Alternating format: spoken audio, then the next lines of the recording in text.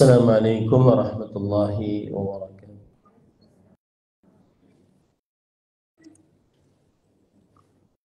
Bismillahirrahmanirrahim. Innal hamdalillah nahmaduhu wa nasta'inuhu wa nastaghfiruh wa na'udzu billahi min shururi anfusina wa sayyiati a'malina. Man yahdihillahu fala mudilla lahu wa man yudlil fala hadiya lahu. Wa ashhadu an la ilaha illallah wahdahu la syarika lahu wa ashhadu anna Muhammadan abduhu wa rasuluh. Ya ayyuhalladzina amanu taqullaha haqqa tuqatih wa la tamutunna illa wa antum muslimun.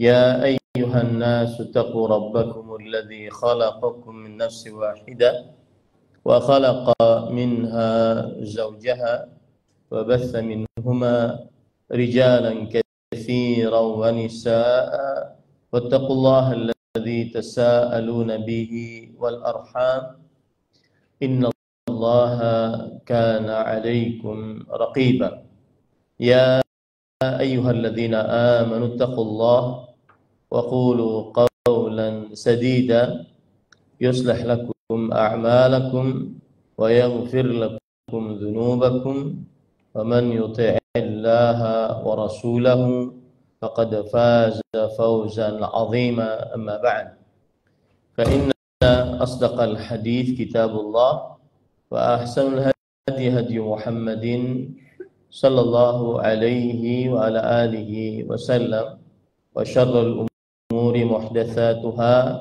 وكل محدثة بدعة وكل بدعة ضلالة wa kullu dhalalatin finnar. Alhamdulillah, kita bersyukur pada Allah Subhanahu wa taala pada hari ini, hari Selasa 14 Syawal 1445 Hijriah, bertepatan dengan 23 April 2024. Kita dimudahkan oleh Allah Subhanahu wa taala untuk duduk bersama mengkaji ayat-ayat suci Al-Qur'an dan hadis Rasul sallallahu alaihi wasallam dalam sebuah kajian Islam ilmiah dengan tema amalan qalbu bagi wanita muslimah. Dan kajian ini diprakarsai oleh Al-Madinah Mutiara Sunnah Travel yang semoga seluruh amal ibadah kita dan usaha kita di dunia dan di akhirat diberkahi oleh Allah Subhanahu wa taala. Salawat dan salam semoga selalu Allah berikan kepada Nabi kita Muhammad sallallahu alaihi wa ala alihi wasallam, pada keluarga beliau, para sahabat, serta orang-orang yang mengikuti beliau sampai hari kiamat kelak. Dengan nama-nama Allah yang husna dan sifat-sifat yang ulia, kita berdoa, Allahumma inna nas'aluka ilman nafi'an wa rizqan tayyiban wa amalan mutaqabbala. Allahumma amin. Akhawatil muslimat, afanillah wa iyyakum, saudari-saudari muslimah yang semoga selalu diberikan afiat oleh Allah Subhanahu wa taala. Pada kesempatan kali ini kita membahas tentang permasalahan yang berkaitan dengan qalbu. Permasalahan yang berkaitan dengan qalbu.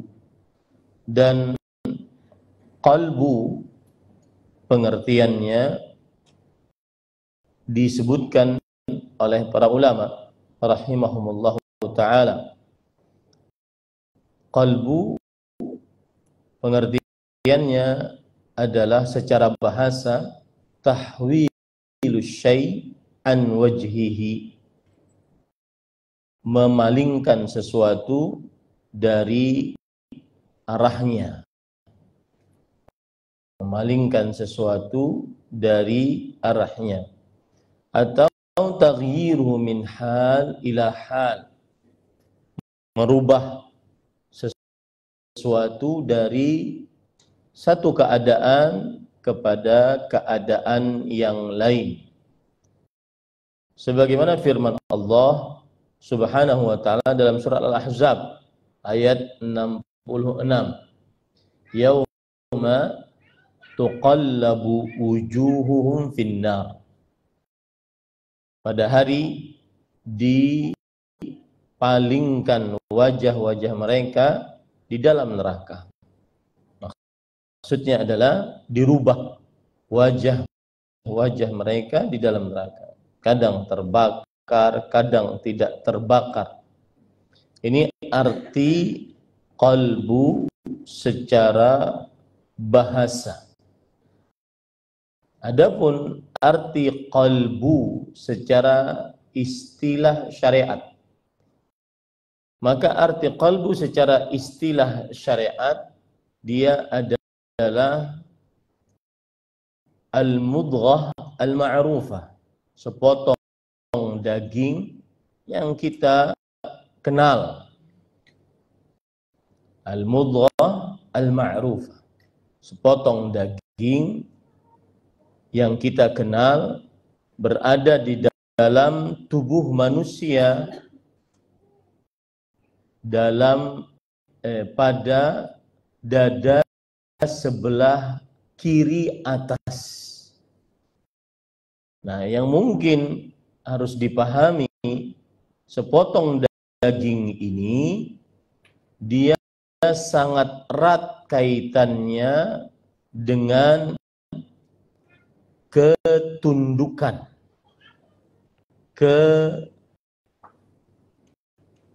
pemahaman dan perasaan.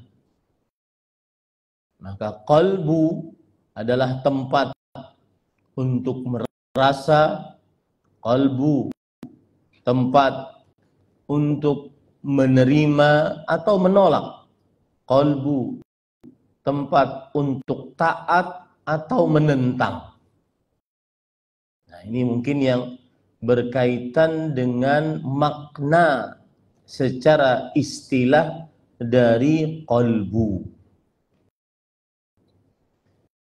Jadi kalau saya boleh bacakan penafsiran qalbu oleh para ulama, dia adalah yutlaqul qalbu ala lahmati as-sumburiyati syakr fil janibil aisari minas sadr. Qalbu secara istilah adalah sebuah daging yang ada lubangnya dan berbentuk seperti teropong, berada pada sisi kiri dari dada manusia. Dan qalbu inilah tempat perasaan, akal, pemahaman. Qalbu inilah yang menentukan keinginan dan penolakan. Qalbu inilah yang menentukan ketaatan dan penyimpangan. Nah, itulah qalbu. Jadi kalau seandainya saya beri contoh, misalkan Rasul sallallahu alaihi wasallam bersabda, "Ala inna fil jasadi mudghatan." Ketahuilah, di dalam tubuh manusia ada sepotong daging. Idza salahat salahal jasadu kullu. Jika sepotong daging tersebut baik, maka seluruh anggota tubuhnya juga akan baik. Dan jika sepotong daging tersebut rusak, maka seluruh anggota tubuhnya juga akan rusak. Ala wahiyal qalbu. Ketahuilah, sepotong daging tersebut adalah qalbu. Qalbu inilah yang dikeluarkan oleh Jibril alaihi salam dari dada Nabi Muhammad sallallahu alaihi wa ala alihi wasallam. Kemudian dibasuh oleh Jibril dengan air Zam-Zam. Dibasuh oleh Jibril dengan air apa, Bu? Zam-Zam. Lalu ada potongan hitam yang kecil dalam qalbu tersebut dibuang oleh Jibril. Kemudian Jibril alaihissalam berkata kepada Nabi Muhammad sallallahu alaihi wasallam, "Hadza hadzus syaitani minka." Ini adalah bagian syaitan dari dirimu. Dari qalbu tadi dibuang. Lalu setelah dibasuh dimasukkan lagi ke dalam dada, lalu dijahit oleh Jibril alaihi salam. Anas bin Malik radhiyallahu anhu yang menjadi pembantu Rasul sallallahu alaihi wasallam dan sering melihat mungkin Rasul sallallahu alaihi wasallam membuka baju. Beliau berkata, "Kuntu ara athara dzalikal mikhyata fi sadri." Sungguh aku pernah melihat bekas jahitan tersebut di dalam dada, pada dada beliau. Nah, ingat Ibu ya. Jadi kalau kita angkat tema amalan qalbu, berarti qalbu tadi yang dimaksud apa Ibu? Sepotong daging. Jadi memang dia secara panca indera kita, ya dia adalah sepotong daging yang ada pada dada kiri bagian tubuh kita. Cuma yang secara abstrak atau maknawi adalah qalbu ini sangat erat kaitannya dengan pemahaman, akal, apalagi tadi? Perasaan, ketaatan, penolakan, penyimpangan, penerimaan. Nah, itu yang abstrak maknanya. Itu yang susah untuk dibuktikan secara anatomi tubuh manusia. Ini kok bisa qalbu ini erat kaitannya dengan akal, erat kaitannya dengan pemahaman, erat kaitannya dengan ketundukan, kepatuhan, pelanggaran, penyimpangan. Bagaimana? Nah, itu urusan Allah Subhanahu wa ta'ala. Bisa dipahami, Bu? Amalan qalbu. Berarti qalbu punya amalan. Ya. Dan amalan ini saya akan pilihkan khusus bagi wanita muslimah sehingga bisa menjadi pembelajaran bagi kita semua. Nah, ibu-ibu saudari-saudari muslimah yang dimuliakan oleh Allah Subhanahu wa ta'ala. Patut diperhatikan juga tidak cocok kalau kita artikan qalbu dengan liver. Nah, ya. Atau bahasa Indonesianya adalah dengan hati. Nah, itu poin harus Ibu tulis. Tidak cocok ya bahwa qalbu dalam bahasa Arab qalbun diartikan dengan hati. Tidak cocok. Memang kalau kita buka kamus besar bahasa Indonesia, salah satu makna dari hati adalah sesuatu yang ada di dalam tubuh manusia yang dianggap sebagai tempat segala perasaan batin dan tempat menyimpan pengertian. Tetapi orang kalau seandainya berbicara tentang qalbu, maka tidak cocok sekali lagi diartikan dengan liver. Ya. Makanya di dalam bahasa Indonesia ada artinya tersendiri. Apa itu? kalbu, pakai huruf K.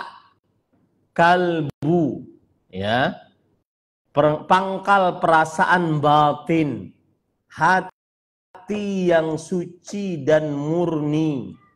Nah, makanya saya lebih baik mengambil bahasa Arabnya saja dibandingkan saya mengambil pakai bahasa apa? Bahasa Indonesia. Karena nanti rancu, ya, rancu. Jadi saya katakan amalan qalbu, ya, amalan qalbu. Bisa saja kita pakai bahasa Indonesia amalan kalbu atau amalan hati, bisa saja. Tetapi lebih saya ingin mempopulerkan istilah qalbu, itu lebih mengena, ya, secara bahasa ataupun secara dalil-dalil syariat. Baik. Ibu-ibu, saudari-saudari muslimah yang dimuliakan oleh Allah Subhanahu wa taala. Sekarang sebelum kita memulai amalan qalbu yang penting bagi wanita muslimah apa saja, maka saya ingin memberikan beberapa pendahuluan lagi. Kalau tadi sudah membicarakan tentang definisi qalbu, ya, definisi qalbu. Sekarang salah satu pendahuluan tentang qalbu adalah qalbu adalah pokok anggota tubuh. Bahkan bisa dikatakan raja dari anggota tubuh. Jika qalbunya rusak, maka anggota tubuhnya akan merasakan kerusakan. Makanya Rasulullah SAW bersabda, "Ala inna fil jasadi mudghah, idza salahat salahal jasadu kullu, wa idza fasadat fasajal jasadu kullu, ala wahyal qalbu." Yang artinya, ketahuilah sesungguhnya di dalam tubuh ada mudghah. Mudghah itu sepotong daging. Ukurannya berapa? Sesuai kunyahan manusia. Nah, ibu kalau mengunyah daging sebesar apa? Gak mungkin kan sebesar piring, ya toh? Bisa paling mungkin berapa kali berapa gitu ya, dari sentinya. Sepotong daging, berarti dia kecil, ya. Dan itu bisa dilihat dengan panca indera. Cuma yang tidak bisa dilihat dengan panca indera, yang hanya bisa dilihat dengan perasaan iman adalah apa tadi? Qalbu adalah tempat pemahaman, tempat akal, tempat ketaatan, perasaan, ya, penyimpangan dan seterusnya. Nah, itu bisa diimani, tidak bisa dilihat dengan panca indera. Jika sepotong daging ini baik, maka seluruh anggota tubuhnya juga akan baik. Jika sepotong daging ini rusak, maka seluruh anggota tubuhnya juga akan rusak. Makanya Syekhul Islam Ibnu Taimiyah berkata, al-qalbu huwal asl. Lihat ya. Qalbu adalah pokok anggota tubuh. Nanti kita akan contohkan. Saya akan menyebutkan amalan-amalan sembari menyebutkan contoh. Sebenarnya orang hasad kepada seorang wanita muslimah lainnya dalam urusan dunia, urusannya dalam qalbu. Orang tidak menerima ketentuan Allah yang sudah Allah tuliskan 50.000 tahun sebelum penciptaan langit dan bumi, itu urusannya sebenarnya ada pada qalbu. Seorang perempuan, wanita muslimah, meraung-raung, merobek baju, menggundur rambut, tidak makan, tidak minum saat suaminya yang sangat dicintainya meninggal, maka itu urusannya sebenarnya ada pada qalbu. Seorang wanita muslimah tidak puas dengan pemberian suami padahal suaminya sudah bertanggung jawab. Sudah bertanggung jawab semaksimal mungkin, tetapi Allah mempunyai hikmah di dalam penciptaannya. Ada yang dibatasi segini, ada yang dibatasi segitu. Kemudian wanita muslimah ini masih belum puas dengan pemberian tersebut. Itu sebenarnya urusannya kalbu. Nah, itu kita akan bahas nanti. Nah, itu yang dimaksud dengan al-qalbu huwal asl. Kalbu adalah pokok, sumber, anggota tubuh. Makanya Abu Hurairah radhiyallahu anhu berkata, al-qalbu malikul a'dha wal a'dha junuduhu fa idza taba al-malik tabat junuduhu wa idza khabutha khabuthat junuduhu. Yang artinya qalbu adalah raja, anggota tubuh, dan anggota tubuh adalah bala tentaranya. Jika rajanya baik, maka bala tentaranya juga akan baik. Jika rajanya buruk, maka bala tentaranya juga akan buruk. Contoh misalkan kasus terakhir di medsos, wanita publik figur melepas jilbab. Kemudian berbicara tentang hati. Jadi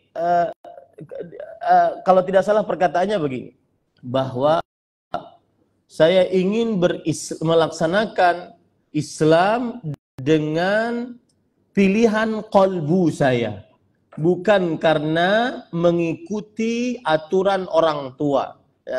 Ya seputar itulah perkataannya ya, tidak mesti tepat ya. Nah, ibu-ibu, saudari-saudari muslimah, hati-hati perkara ini. Seorang wanita muslimah tidak berjilbab itu dosa besar. Dosa besar. Lebih besar lagi kalau seandainya kalbunya mencari-cari pembelaan atas perbuatannya. Paham maksud saya, Ibu? Nah, itu urusan kalbu. Ada orang misalkan dinasihati, Mbak, hati-hati loh Mbak, kalau seandainya buka jilbab nanti dimurkai oleh Allah Subhanahu wa taala. Maka dia langsung menolak nasihat tersebut dengan perkataan, ya wis, nek neraka aku juga yang masuk neraka, kenapa kamu sibuk? Nah, itu urusan kalbu itu, Bu. Wa idza qila lahu taqillah akhadhathul izz bil its fahasbuhu jahannam wala bi'sal mihad. Jika dikatakan kepada dia takutlah engkau kepada Allah, maka akan tumbuh kepada dirinya perasaan dosa, ya, dengan menyombongkan diri. Sudah berdosa, sombong terhadap dirinya tersebut. Sudahlah, kalau neraka saja saya, nggak apa-apa. Ya, iya kamu sendiri yang masuk surga sana. Nah, gitu. Sama seperti perkataan ada komen seperti ini. Komennya mungkin secara retorika menarik. Masuk surga bukan hanya dari jilbab. Nah, itu betul? Ya, itu adalah permasalahan kalbu. Kenapa? Kalbunya tidak tunduk, tidak ta'zim kepada yang menciptanya. Nah, itu yang dimaksud, Bu. Saya ingin menjelaskan kepada Ibu bahwa apa sih yang disebut dengan al-qalbu al-asl. Kalbu adalah sumber anggota tubuh. Ya, kalbu adalah sumber anggota tubuh. Nah, itu maksudnya seperti yang sudah saya contoh-contohkan tadi. Begitu juga yang menunjukkan bahwasanya kalbu adalah sumber. Hadis riwayat Imam Ahmad dari Anas bin Malik radhiyallahu an. Rasul sallallahu alaihi wasallam bersabda, "La yastaqimu." Maka saya pernah nulis status di WA saya sebelum saya lanjutkan ya hadis. Saya pernah nulis di status di WA saya. Ini saya tulis karena waktu itu saya naik pesawat bersama Ummu. Kemudian saya melihat pramugari. Saya kadang melihat kasihan dengan mereka-mereka.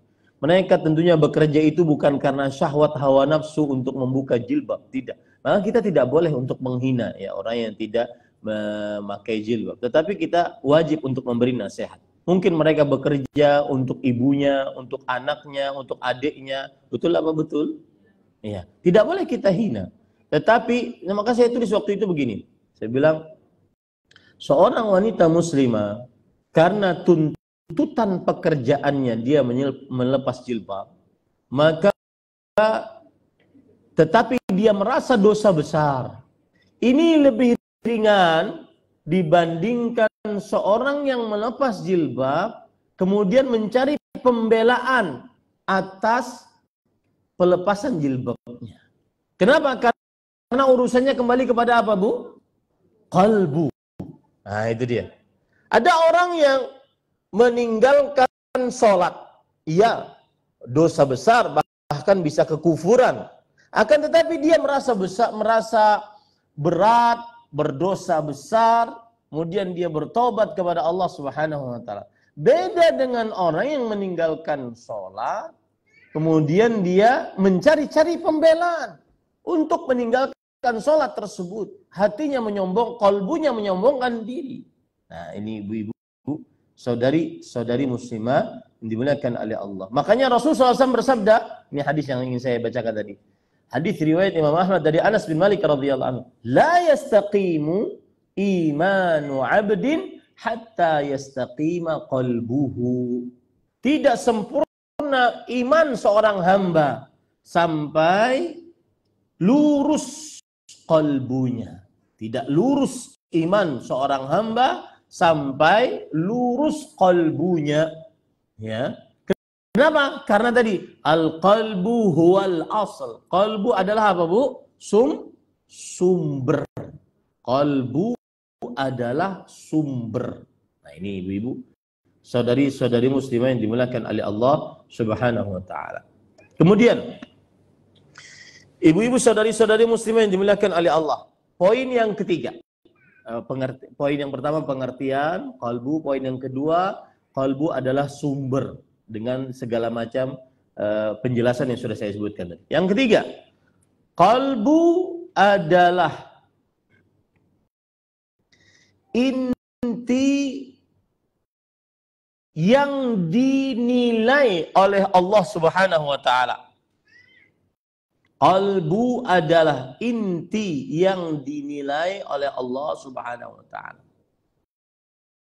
Misalkan saya beri contoh ya, Bu. Ada orang sholat, si A sholat, si B sholat, si C sholat. Apakah semuanya sama pahalanya? Tidak. Apa yang membedakannya? Amalan qalbunya. Betul apa betul? Nah, ini ibu-ibu. Itu poin yang ketiga. Bahwa qalbu adalah inti penilaian dari Allah Subhanahu wa taala.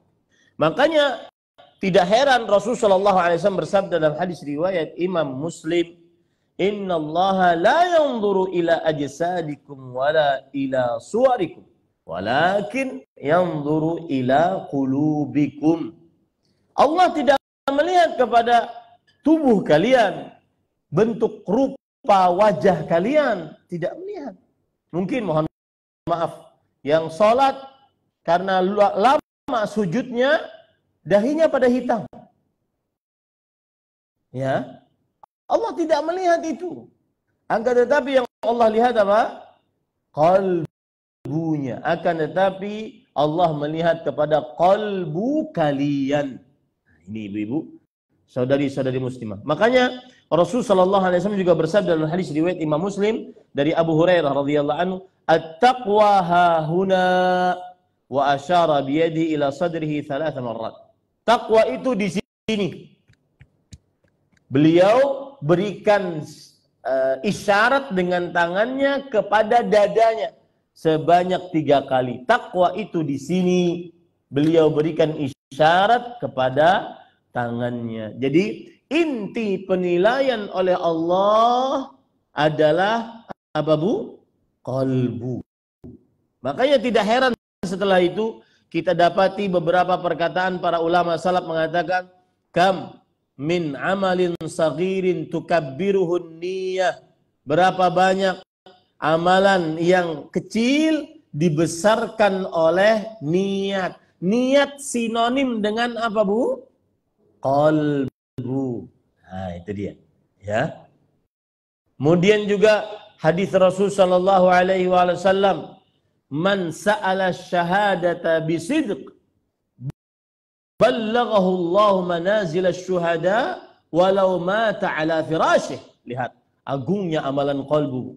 Karena dia inti penilaian dari Allah. Barang siapa yang memohon kepada Allah, mati syahid dengan qalbu yang jujur, maka Allah akan sampaikan dia kepada pahala orang-orang yang mati syahid meskipun dia mati di atas kasurnya. Kenapa demikian? Karena qalbu adalah inti apa tadi, Bu? Penilaian. Jadi jangan dilihat, Bu, kecilnya sebuah amal, kecilnya sebuah sedekah, ya, jangan dilihat. Tetapi berharaplah pahala dari Allah dan ikhlaskanlah amal tersebut karena Allah di dalam qalbu kita. Maka tidak heran Rasulullah SAW juga bersabda di dalam hadis tentang menjauhi api neraka. Ittaqin nar walau bisyiqqi tamrah. Bentengi diri kita dengan api neraka walaupun apa, Bu? Dengan bersedekah dengan setengah kurma. Setengah kurma harganya pinten, Bu? Enggak ada harganya. Tapi apa yang terjadi di situ? Ada amalan apa, Bu? Qalbu. Nah, di situ yang menjadi ukuran inti penilaian dari Allah Subhanahu wa taala.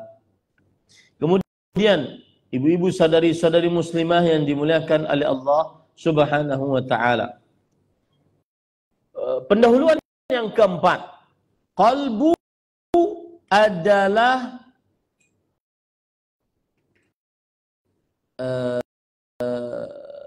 asal muasal amalan, atau boleh dikatakan, boleh biar bahasanya mudah, qalbu adalah mesin penggerak utama amalan. Sedangkan amalan-amalan lahiriah hanya sebatas pengikut. Seperti ini, Bu, saya beri contoh ya mudahnya. Kita punya mobil, kemudian dikasih bahan bakarnya Pertamax turbo atau Pertamax 92. Beda dengan dikasih bahan bakarnya Pertalite. Maka qalbu adalah penggerak, mesin penggerak utama amalan lahiriah. Itu poin keempat.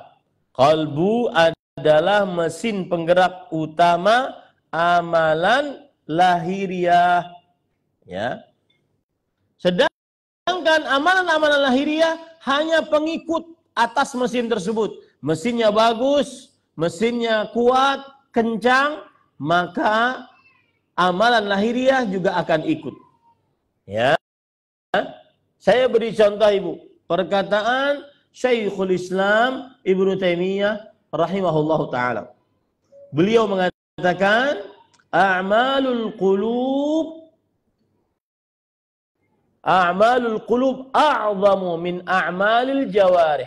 Amalan qalbu lebih agung daripada amalan lahiriah. Kemudian beliau mengatakan, a'malul qulub hiyal asl wa a'malul jawarih tabi'atun wa mukammilah. Yang artinya amalan qalbu adalah mesin penggerak utama. Amalan lahiriah adalah pengikut dan penyempurna. Saya beri contoh, Ibu, ya. Seperti kata Syekhul Islam Ibn Taimiyah rahimahullahu ta'ala, seperti al-mahabbah lillah, fillah, billah.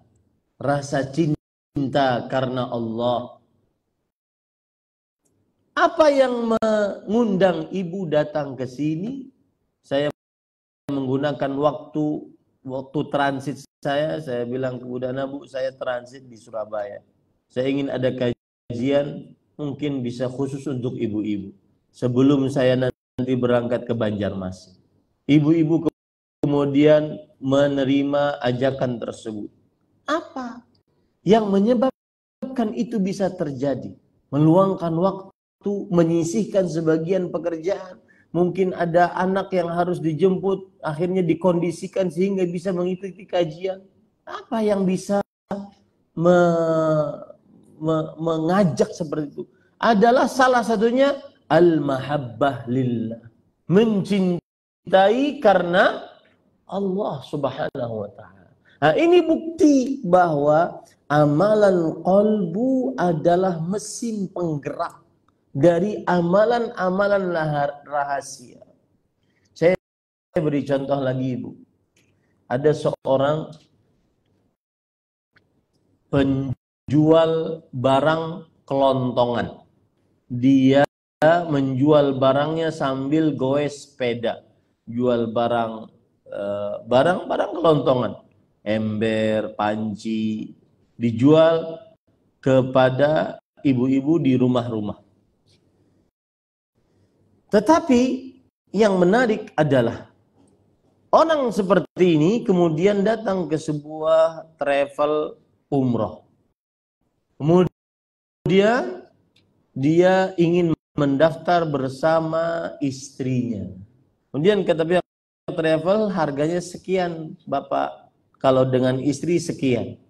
Maka dia katakan, ini uang saya, mohon dihitung. Kata beliau, tidak cukup. Kata pihak travel, tidak cukup, Bapak. Lalu beliau buka baju. Kemudian di situ ada kain yang melilit di perut beliau, di tubuh beliau. Beliau keluarkan apa yang ada dalam kain tersebut? Emas kecil-kecil, cincin, gelang, kalung kecil-kecil yang sengaja dikumpulkan demi bisa menginjakkan kakinya di Masjidil Haram. Bandingkan dengan orang yang mungkin diluaskan rezekinya oleh Allah Subhanahu wa ta'ala. Masih berpikir panjang kalau seandainya ingin mendaftar umrah atau haji. Apa yang menggerakkan itu? Cinta karena Allah. Beliau mengatakan, "Dek, ini harta terakhir saya. Mudah-mudahan cukup dan semoga Allah mengabulkan saya bisa sebelum meninggal menginjakkan kaki di tanah suci." Kenapa bisa begitu, ibu-ibu, saudari-saudari? Karena amalan qalbi. Nah, ini ibu-ibu, saudari-saudari muslimah yang dimuliakan oleh Allah Subhanahu wa ta'ala. Itu amalan qalbu, rasa cinta. Ya. Amalan qalbu, rasa cinta. Baik, contoh yang lain lagi, ibu-ibu, saudari-saudari muslimah. Kenapa seorang yang buta sekelas imam, misalkan Asy-Sya'bi, Amir bin Syarahil Asy-Sya'bi, atau Imam Sulaiman bin Mihran, Al-A'mash, buta, tapi 40 tahun tidak pernah tertinggal takbiratul ihram imam. Apa penggeraknya? Qalb. Makanya ibu catat ini baik-baik. Ini wasiat dari Syekh Abdul Razzaq bin Abdul Muhsin. Beliau mengatakan, "I'lam annal i'aqah laysat fil abdan, innamal i'aqatu fil qulub." Ketahuilah bahwa kecacatan bukan pada anggota tubuh, tetapi kecacatan yang sebenarnya adalah pada qalbu. Berapa banyak orang-orang yang cacat, akan tetapi prestasi ibadahnya luar biasa. cacat anggota tubuhnya, mempunyai gangguan sindrom pada saluran sarafnya, tapi hafal Al-Quran. Cacat anggota tubuhnya, buta mungkin, akan tetapi tidak pernah ketinggalan takbiratul ihram imam. Cacat anggota tubuhnya, tapi kalbunya mesin penggerak yang hidup. Berapa banyak orang yang sehat yang kurang prestasi amal ibadahnya. Nah, ini ibu-ibu, saudari-saudari muslimah. Ini poin yang keempat. Qalbu adalah mesin penggerak utama atas amalan-amalan lahiriah. Ibu-ibu, saudari-saudari muslimah yang dimuliakan oleh Allah Subhanahu wa taala. Yang kelima, yang terakhir sebagai pendahuluan, qalbu adalah pembeda antara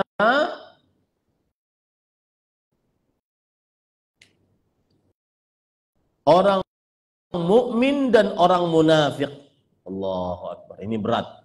Qalbu adalah pembeda antara orang mukmin dengan orang munafik. Tidak bisa dibedakan antara mukmin dan munafik kecuali dengan amalan qalbu. Ya, karena semuanya ikut sholat bersama Rasul sallallahu alaihi wasallam. Semuanya ikut berpuasa bersama Rasul sallallahu alaihi wasallam. Bahkan semuanya ikut sholat berjamaah dan berjihad, bersedekah bersama Rasul sallallahu alaihi wasallam. Yang membedakan apa? Amalan qalbunya. Makanya Umar bin Khattab radhiyallahu anhu, ini juga ibu menjadi pembelajaran bagi kita yang sudah mengenal dakwah sunnah, berpakaian sesuai dengan syariat. Jangan pernah jumawa, merendahkan orang yang belum kenal dakwah, yang masih mengerjakan maksiat, buka aurat, belum mengenal majelis ilmu. Jangan pernah direndahkan. Bukti ibu-ibu tidak merendahkan kalau ada ketemu dengan wanita muslimah yang mungkin berpakaiannya masih ketat, masih jilbabnya masih sekedar kerudung yang diletakkan di atas kepala, apalagi yang seperti di zaman sekarang ini hanya kain yang dililit-lilit begitu, maka jangan direndahkan, disapa, disalami, dikenali, ajak ngobrol, ya. Itu bukti bahwasanya qalbu kita bersih. Qalbu kita bersih karena kita menginginkan kebaikan untuk wanita muslimah sebagaimana kebaikan yang kita rasakan setelah kita mengenal dari dakwah sunnah yang mulia ini. Nah, ibu-ibu, saudari-saudari muslimah yang dimuliakan oleh Allah Subhanahu wa taala, kita katakan tadi poin yang kelima, qalbu adalah pembeda antara mukmin dan munafik. Umar bin Khattab, lihat, ini yang saya katakan tadi. Mengapa saya katakan yang sudah mengenal dakwah jangan sampai jumawa, sombong, ujub, merendahkan orang lain, menghina orang lain yang enggak paham, ini awam, ini dan seterusnya. Umar, sekelas Umar bin Khattab radhiyallahu anhu, masih bertanya kepada Hudzaifah ibnul Yaman, "Ya Hudzaifah, asammani Rasulullah sallallahu alaihi wa ala alihi wasallam fil munafiqin."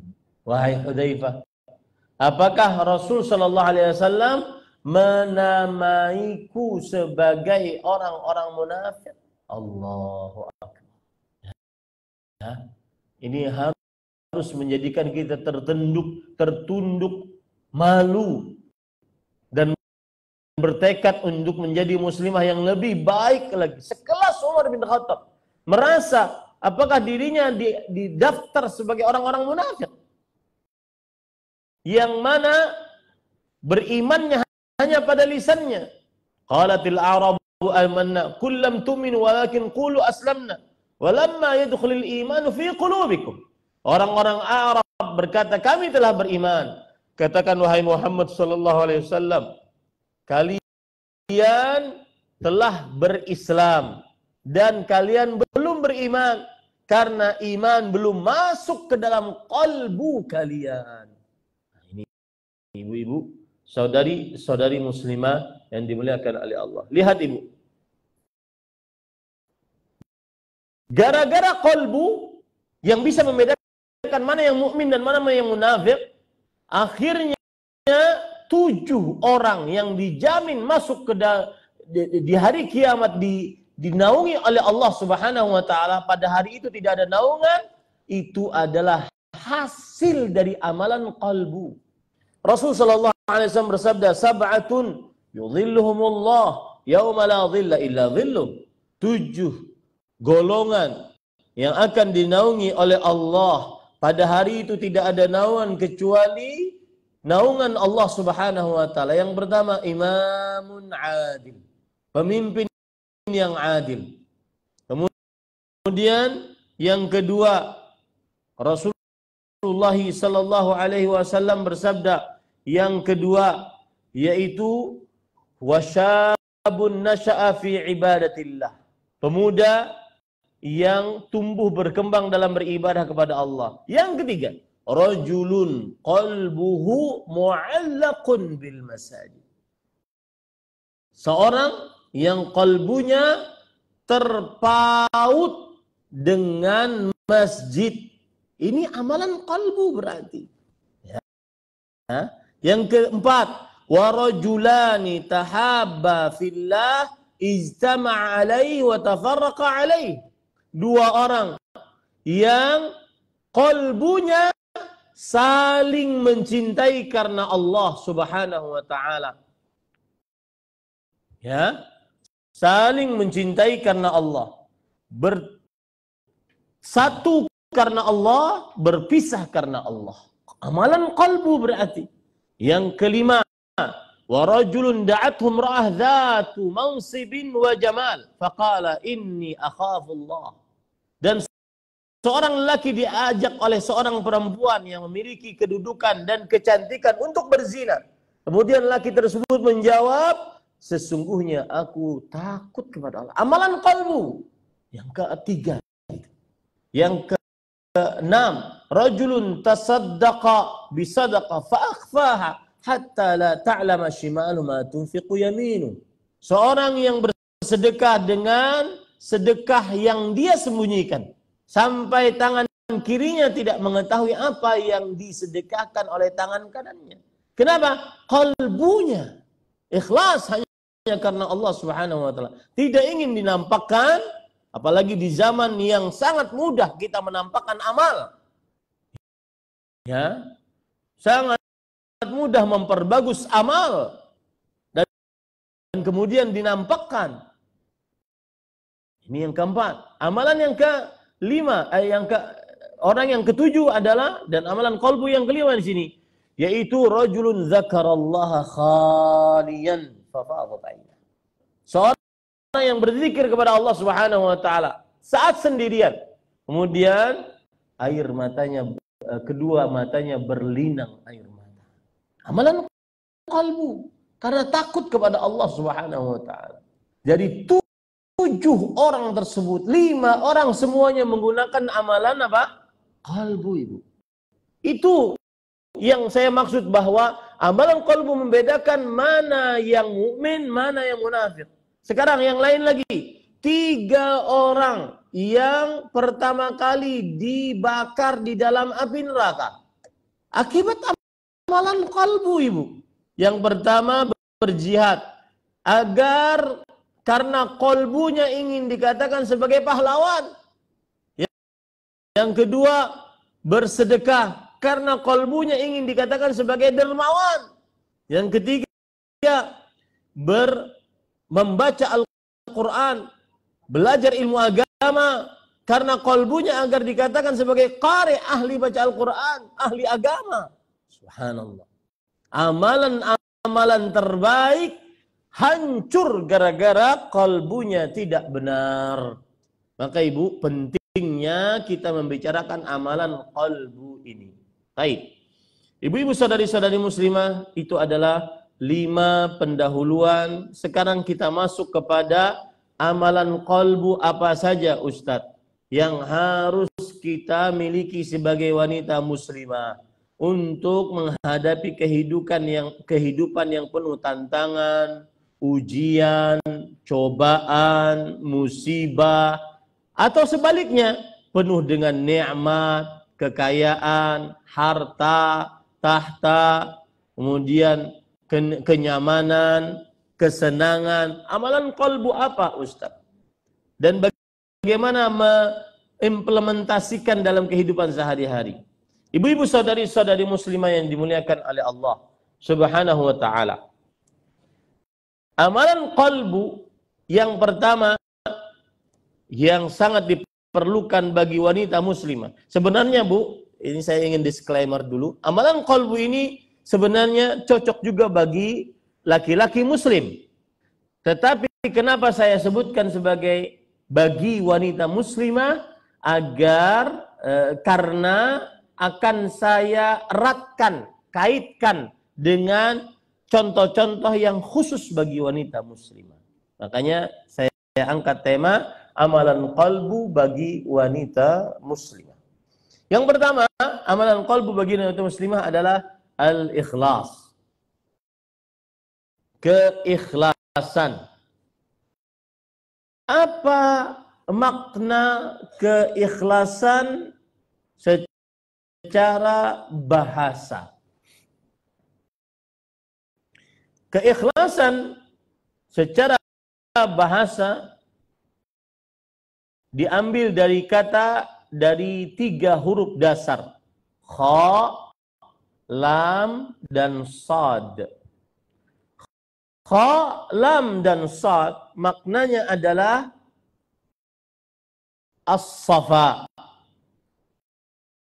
Maknanya yang pertama dari keikhlasan adalah as-safa. Sebentar. As-safa kalau kita terjemahkan dalam bahasa Indonesia yang artinya adalah kesucian. Kemudian yang kedua an-naqa, kemurnian. An-naqa, kemurnian. Yang ketiga at-tanazzuhu anil akhlaqi wal awshab. Terlepas dari campuran dan kotoran. Terlepas dari campuran dan kotoran. Itu arti dari ikhlas secara bahasa. Dan yang sesuai dengan arti ini kita ambilkan satu ayat. Allah Subhanahu wa taala berfirman di dalam Al-Qur'an surat An-Nahl ayat 66. Wa inna lakum fil an'ami la'ibrah nusqikum mimma fi butunihi min baini farthin wa damin labanan khalisan sa'igan lisyaribin. Dan sesungguhnya pada binatang-binatang ternak, kambing, sapi, onta, ya, benar-benar terdapat pelajaran bagi kalian. Apa pelajarannya? Pelajaran tentang ikhlas. Kami memberi kalian minum dari apa yang berada di dalam perut binatang ternak tersebut. Berupa susu. Susunya bagaimana? Khalisan. Susu yang ikhlas. Susu yang bersih. Susu yang murni. Susu yang tidak ada campuran dan kotoran. Makanya Allah mengatakan sa'igan lisyaribin. Bersih yang keluar antara, mohon maaf Bu, tahi dan darah. Kalau orang meras puting susu kambing, susu onta, susu sapi, sebenarnya dia sedang keluar antara farfin, tahi, wadam, dan darah. Tetapi yang keluar susunya bagaimana? Khalisan, susu yang khalis.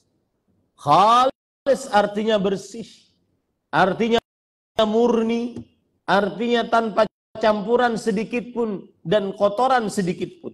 Makanya Allah berfirman, sa'igan lisyaribin. Cocok bagi orang yang meminumnya. Nah, ini ibu-ibu. Ini adalah ayat yang berkaitan dengan makna ikhlas secara bahasa. Adapun makna ikhlas yang berkaitan dengan qalbu adalah, perhatikan baik-baik, ikhlas yang berkaitan dengan qalbu adalah an alla tatluba ala amalika syahidan ghairallah wala mujaziyan siwa. Yang artinya alla tatluba, kamu tidak mencari atas amalmu syahidan ghairallah, yang menyaksikannya selain Allah, dan tidak mencari atas amalmu yang memberi ganjaran, penghargaan, pahala selain Allah Subhanahu wa ta'ala. Itulah ikhlas. Ya, saya ulangi. Tidak mencari atas amal ibadah seorang yang melihat selain Allah, dan seorang yang memberi ganjaran pahala selain Allah. Itulah ikhlas.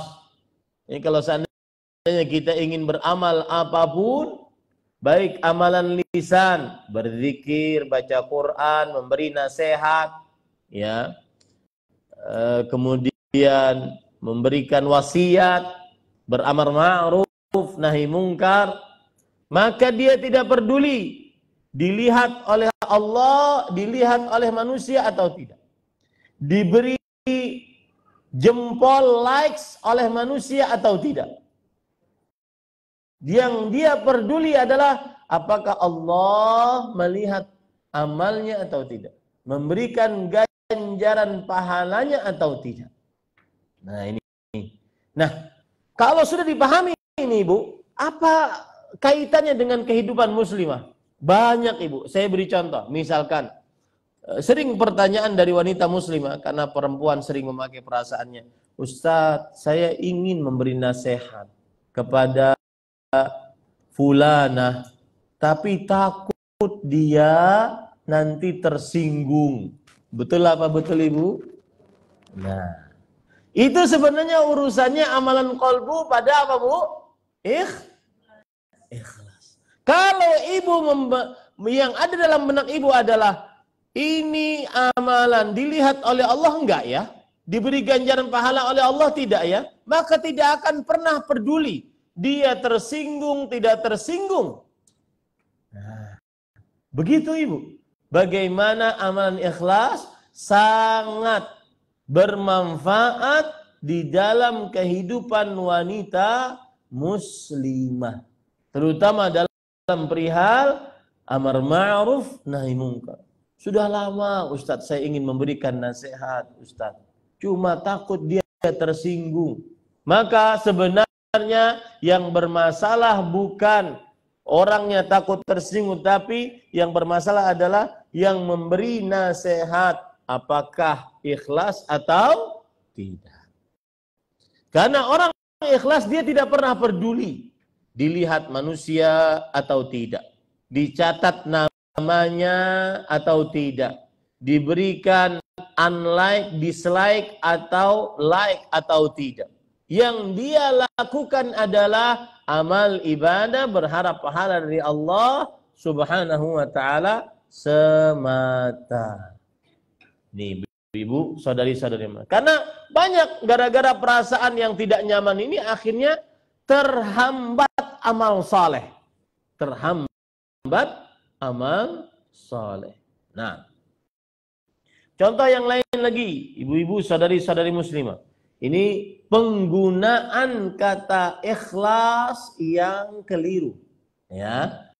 Contoh, mohon maaf ini.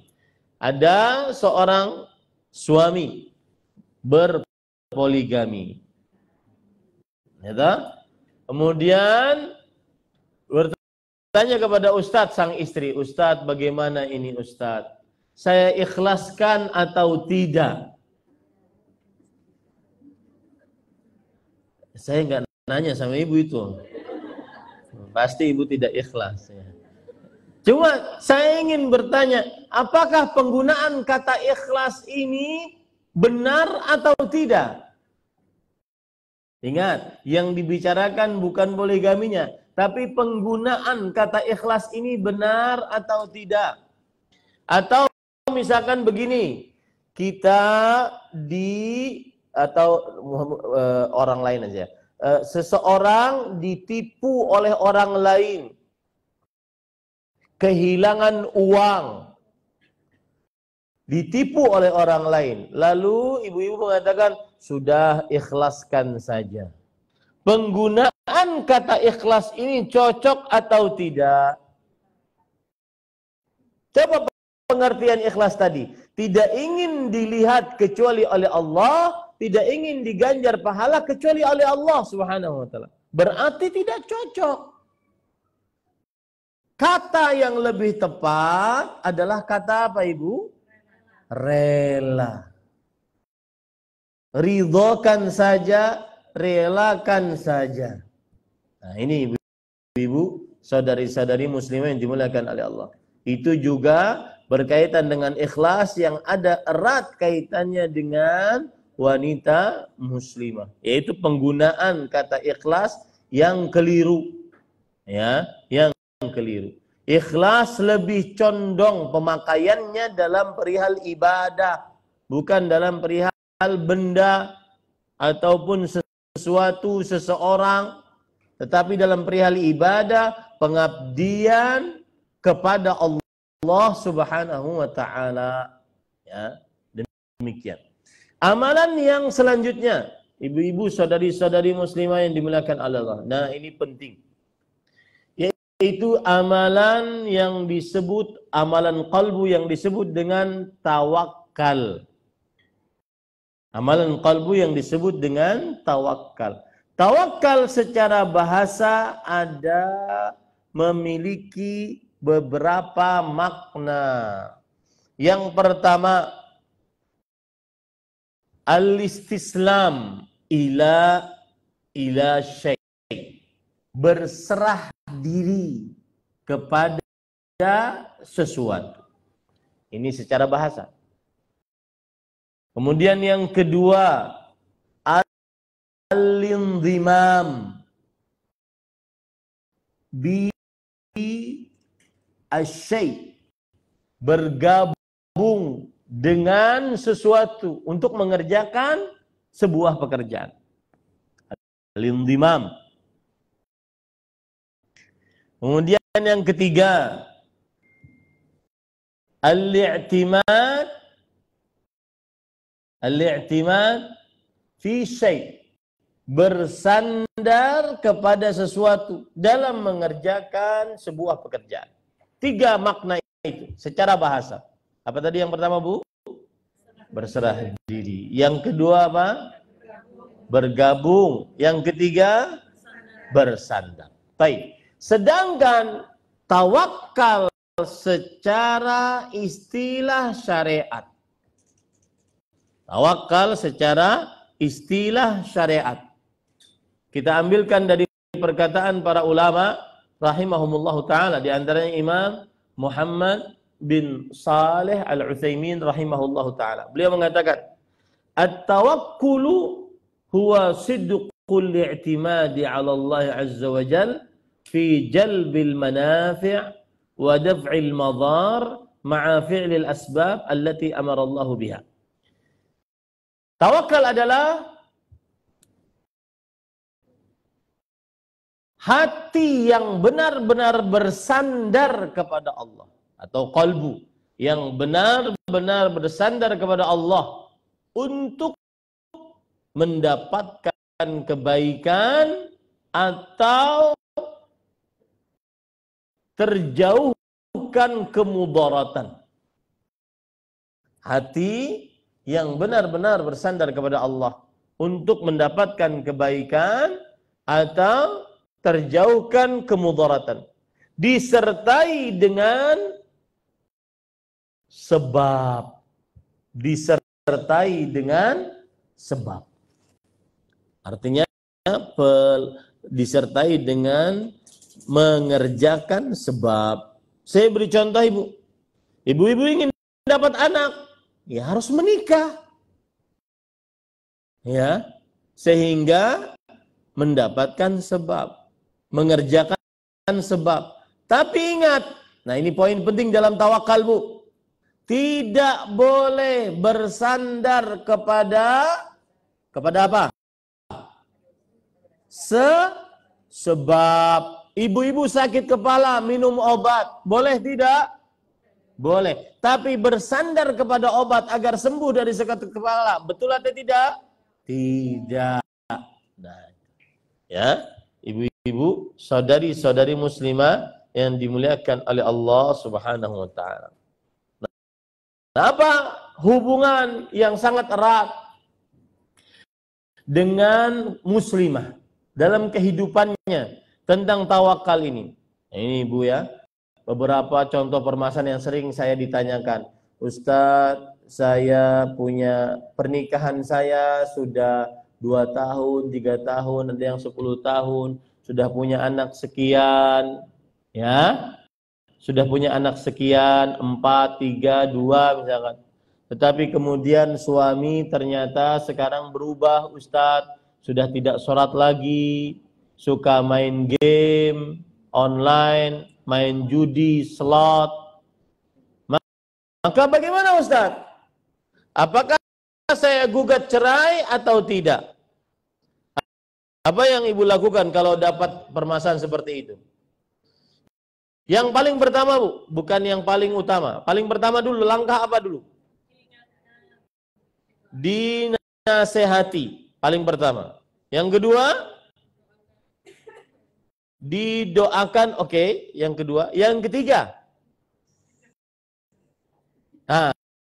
dicerai itu nanti berkaitan dengan tawakal, Bu. Yang ketiga, kenapa, Bu? Ini nggak sholat loh, Bu. Nggak sholat. Tukang judi. Tukang zina. Dinasehati, oke. Kemudian yang kedua, didoakan. Yang ketiga, kalau kita lihat Al-Quran, perhatikan ibu, Allah berfirman di dalam Al-Quran. Nah ini sebenarnya ibu-ibu harus paham langkah-langkahnya, ya, langkah-langkahnya harus paham, jangan sampai bingung. Karena Islam itu sempurna, Bu. Wallahi, demi Allah, Islam itu sempurna. Bahkan dalam keadaan permasalahan yang paling terpuruk, Islam memberikan solusi atasnya. Ya, perhatikan Allah berfirman di dalam Al-Quran, fa in khiftum, saya ulangi, fa in khiftum alla yuqima, sebentar, ayat, ya sebentar ibu, sabar termasuk permasalahan qalbu ibu.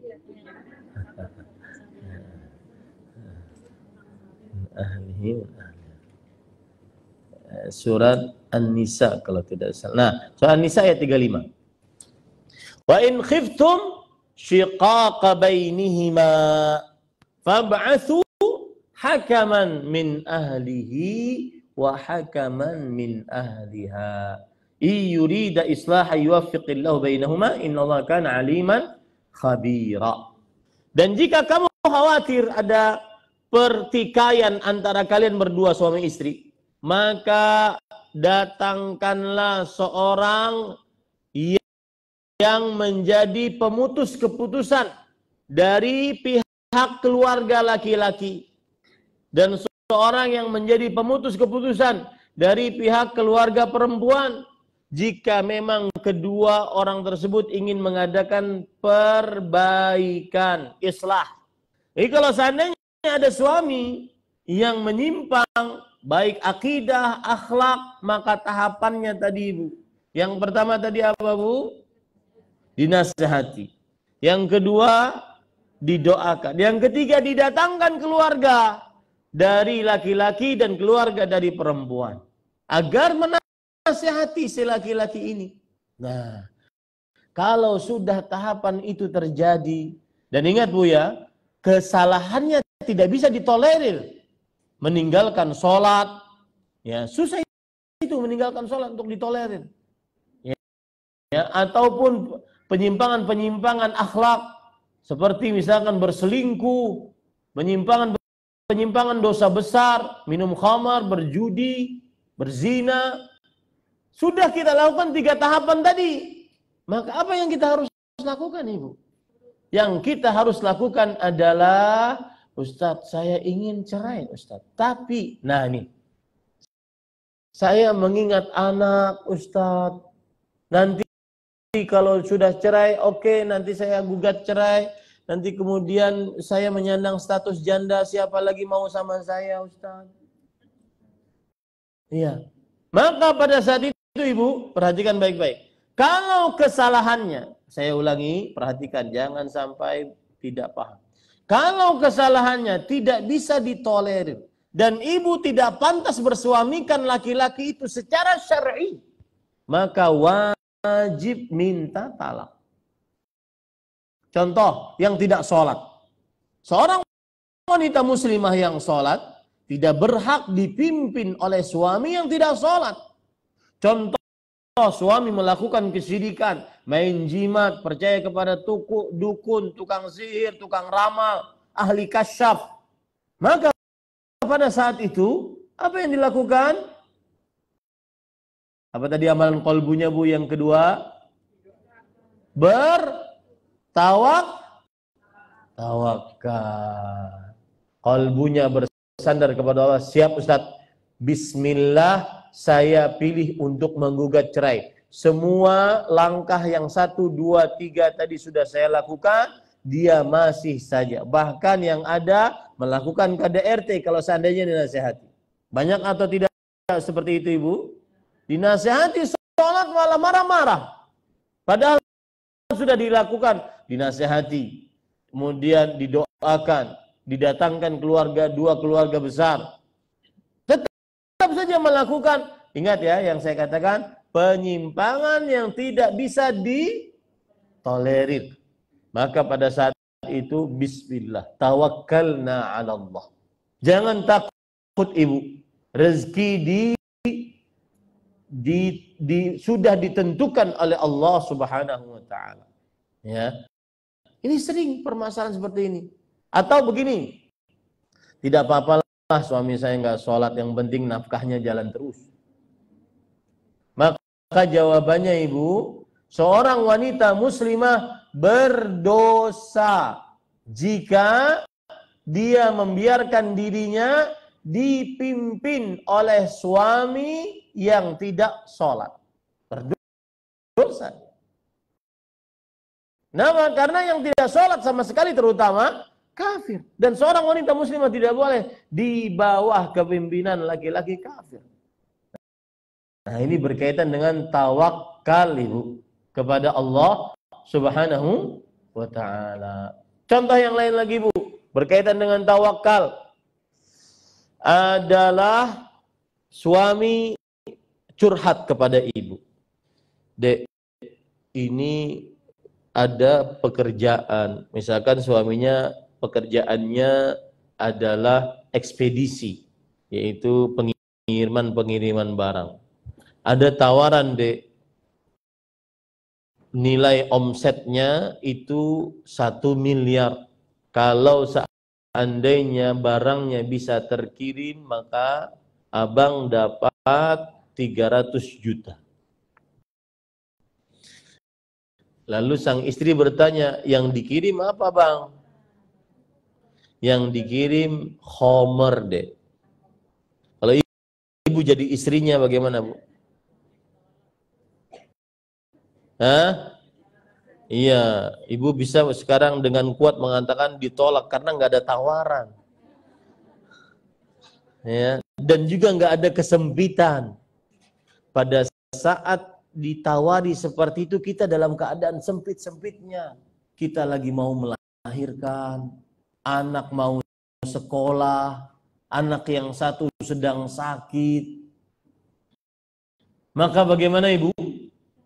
Apa yang harus kita lakukan dari amalan qalbu ibu? Bertawakal. Ingat, tawakal pengertiannya hati yang benar-benar bersandar kepada Allah Subhanahu wa ta'ala untuk mendapatkan kebaikan atau tertahan mudarat dengan mengerjakan sebab yang disyariatkan. Ingat bu, sebabnya harus apa? Yang disyariatkan. Yang tidak disyariatkan tidak diperbolehkan dikerjakan.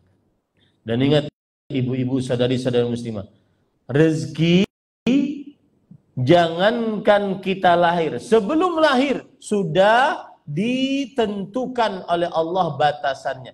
Tidak akan pernah keluar dari batasan itu. Ada cerita menarik ibu tentang rezeki.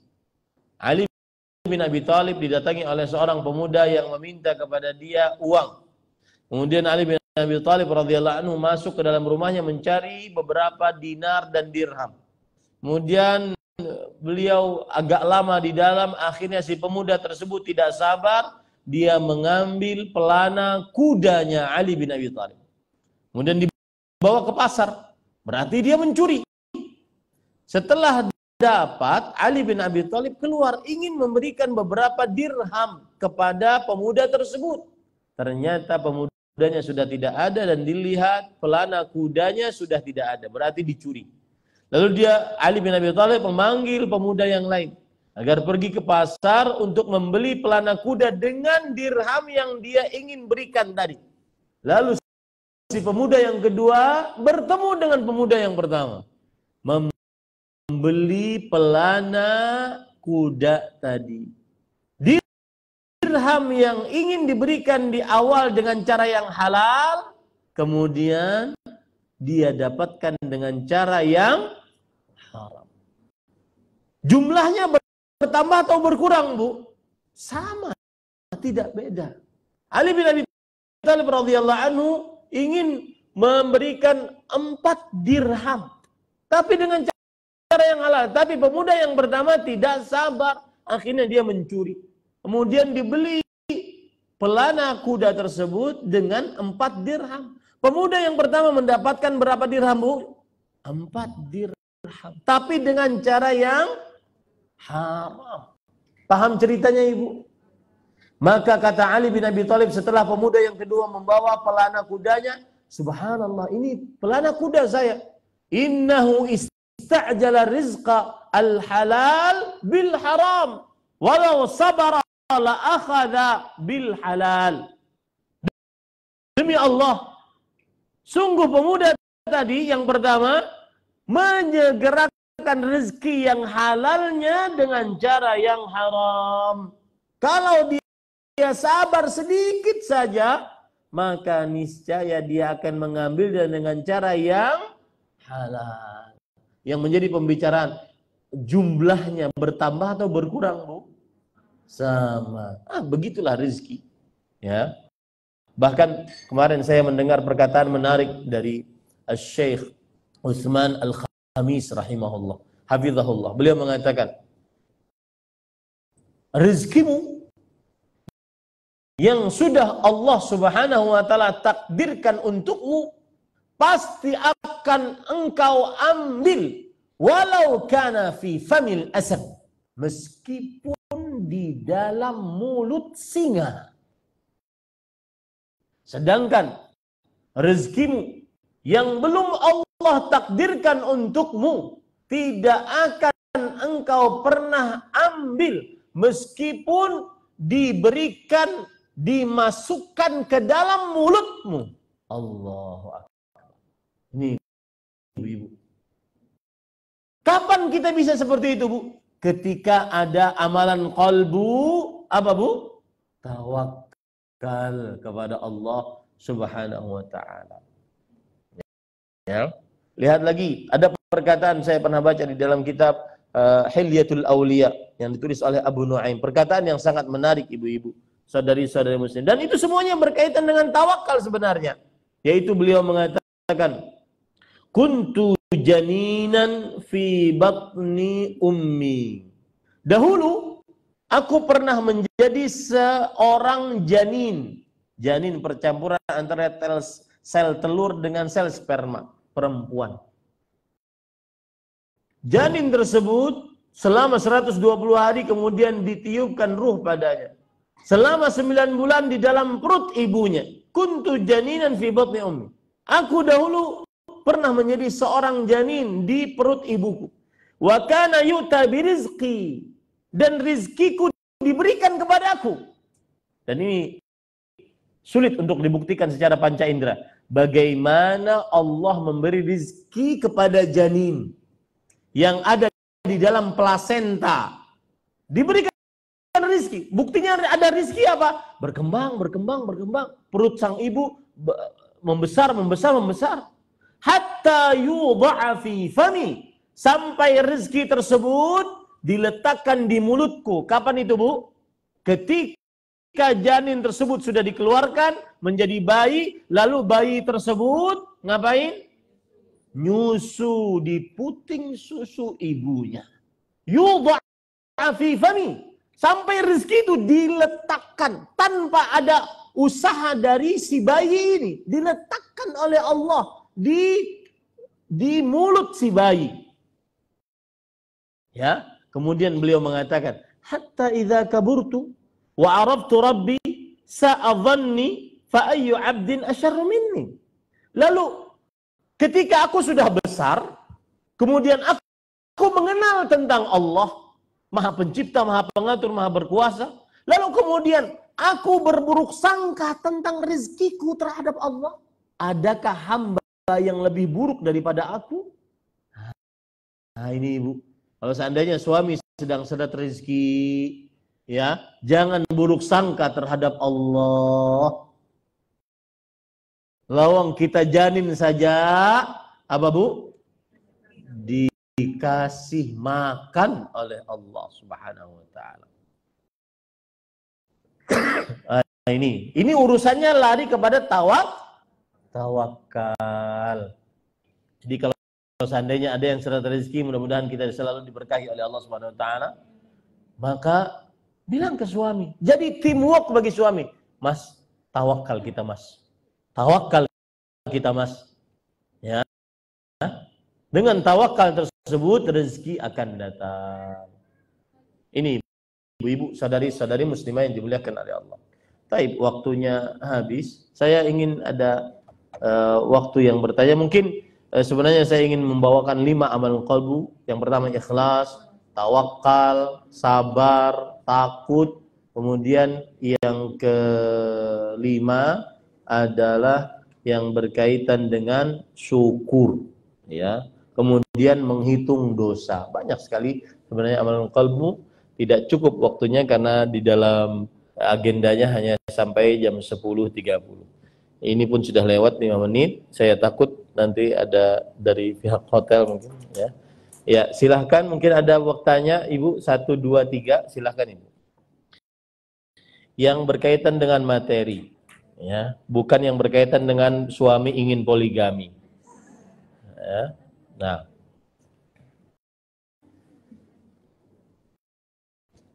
ada yang ingin bertanya, langsung bisa pakai mic atau pakai kertas juga boleh.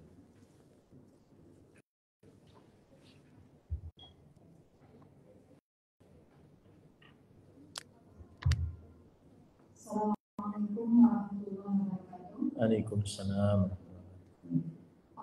Pak Ustaz, Anda mau menanyakan berkaitan dengan berkaitan dengan bagaimana cara kita memberikan nasihat kepada orang lain, terutama kepada mungkin saudara sendiri. Walaupun mungkin tadi penjelasannya sudah sampaikan, yang penting itu bagaimana Allah menilai kita, kan seperti itu. Tapi bagaimana sekiranya mungkin ada kiat-kiat, sekiranya orang yang kita nasihati tadi itu tidak langsung tersinggung gitu, Ustaz. Iya. Nah, mungkin bagaimana apa langkah yang sebaiknya, jadi apa yang kita sampaikan itu betul-betul bisa mengena sekiranya ada perubahan gitu, Ustaz. Nah. Ya. Subhanallah, jazakallahu khairan, Ustaz. Assalamualaikum warahmatullahi wabarakatuh. Waalaikumsalam warahmatullahi wabarakatuh. Jazakumullah khair Bu atas pertanyaan. Bagus sekali pertanyaannya. Pengalaman Bu yang pertama adalah berdoa. Karena kita ini lemah Bu. Lisan kita lemah, ilmu kita sedikit, perangai kita mungkin keras, tidak penyabar. Maka ketika Allah Subhanahu wa taala memberi petunjuk, kadang hanya dengan 1-2 patah kata langsung menghujam ke dalam qalbu. Maka yang kiat yang paling pertama dan utama adalah berdoa kepada Allah agar dimudahkan untuk menyampaikan amar ma'ruf nahi munkar. Rabbi shrahli sadri wa yassirli amri wahlul 'uqdatan min lisani yafqahu qawli. Berdoa kepada Allah Subhanahu wa taala. Begitu juga Abu Hurairah radhiyallahu an. Beliau ketika melihat ibunya menghina Rasulullah SAW, beliau sangat sedih. Tetapi bagaimana beliau sekarang berhadapan dengan seorang ibu, mau dimarahin ibu, maka akhirnya beliau mengeluh kepada dan mengadu kepada Rasulullah sallallahu alaihi wasallam. Lalu Rasul sallallahu alaihi wasallam berdoa, Allahumma hdi umma Abi Hurairah. Ya Allah, berikan petunjuk kepada ibunda Abu Hurairah radhiyallahu anha wa anhu. Maka akhirnya Abu Hurairah radhiyallahu anhu pulang, kemudian beliau mendapati ibunya mengatakan asyhadu an la ilaha illallah wa asyhadu anna Muhammadar Rasulullah. Jadi kiat doa jangan pernah diremehkan Ibu. Jangan pernah diremehkan. Karena kita ini lemah dan yang memberi petunjuk hanya Allah Subhanahu wa taala. Kemudian yang kedua, ibu-ibu, saudari-saudari muslimah, agar kita diterima nasihat kita, yaitu dahulukan memberikan kebaikan, hadiah atau jasa untuk sebelum memberi nasihat. Ya, kita beri kebaikan. Kebaikan itu tidak mesti harus dengan barang atau barang yang mahal, hadiah. Akan tetapi mungkin jasa yang selalu dikenang, kebaikan akhlak yang selalu dilihat, ketulusan dari qalbu di dalam pemberian nasihat, kebaikan. Maka sebelum memberi nasihat, dahulukan kebaikan. Melakukan kebaikan kepada orang yang ingin kita berikan nasihat. Karena Rasulullah sallallahu alaihi wasallam bersabda, tahadau tahabu. Saling berikan hadiah di antara kalian, maka kalian saling akan mencintai.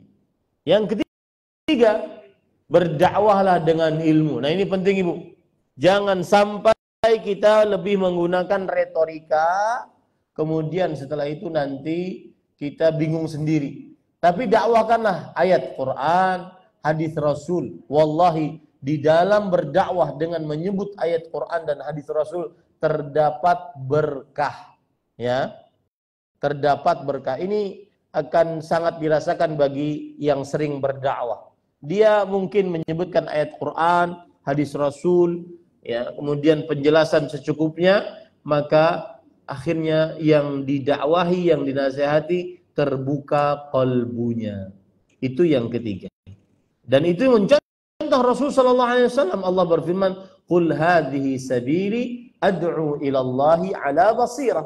Katakanlah wahai Muhammad, sallallahu alaihi wasallam, aku mengajak, mendakwahi kepada Allah di atas ilmu pengetahuan. Yang keempat, ibu-ibu, saudari-saudari muslimah, adalah menjadi suri tauladan. Jadi bukan hanya sekedar berbicara, tetapi jadilah suri tauladan.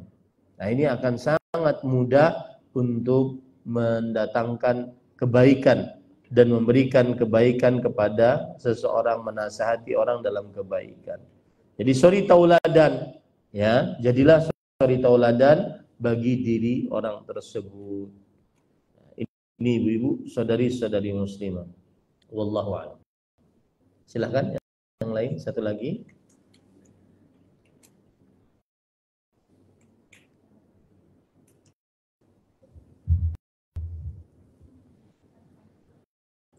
Nah, ada ibu? Cukup? Sampun?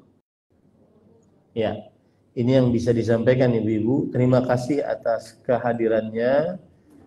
Mudah-mudahan nanti kalau saya mampir lagi ke Surabaya bisa kita ulang, ya, karena masih banyak amalan qalbu yang harus, dan kita harus relate dengan kehidupan kita. Seperti misalkan amalan qalbu asyakur, bersyukur misalkan. Ya, kita harus bagaimana mengkaitkannya dengan kehidupan sehari-hari sebagai seorang wanita muslimah. Dengan syukur tersebut ternyata hidup kita lebih bahagia. Dengan syukur tersebut ternyata perasaan kita lebih lapang, lebih nyaman, tidak mencari yang tidak ada, tidak iri, tidak dengki, dan seterusnya. Karena dengan syukur tersebut, ya. Demikian, terima kasih sekali lagi atas kehadirannya. Jazakumullahu khairan. Kita cukupkan dengan kafaratul majlis. Subhanakallahumma wa bihamdik, asyhadu an la ilaha illa anta, astaghfiruka wa atubu ilaik. Wa sallallahu nabiyana Muhammad walhamdulillahi rabbil alamin. Wassalamualaikum warahmatullahi wabarakatuh.